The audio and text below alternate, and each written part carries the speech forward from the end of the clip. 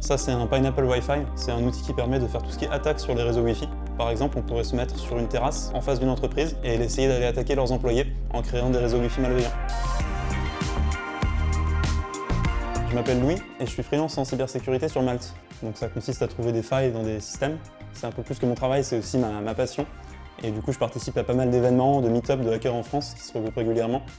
J'ai commencé le freelancing à 18 ans, en parallèle de mes études à Epitech. Et ma première mission, c'était dans un grand ministère. C'était une mission longue en cybersécurité, où je m'occupais du coup de gérer tout ce qui était développé là-bas, en termes de cybersécurité. Le freelancing, c'est quelque chose que j'ai choisi pour plusieurs raisons. Déjà, il y a une certaine liberté, à la fois une liberté dans les horaires, une liberté dans le travail.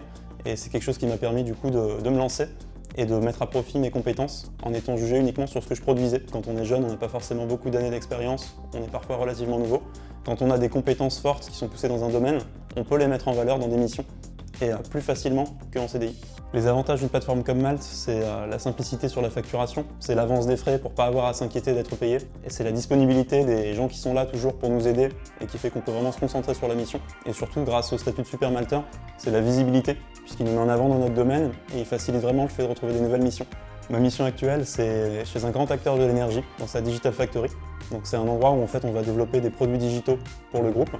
Et moi je vais travailler avec 25 squads de développeurs et je vais les aider dans la sécurité de leurs produits via des tests d'intrusion, via le développement. Et on a différents rituels, toutes les semaines on se retrouve et on partage les nouvelles choses qu'on a apprises, les nouvelles technologies sur lesquelles on a travaillé. Donc c'est extrêmement stimulant comme environnement.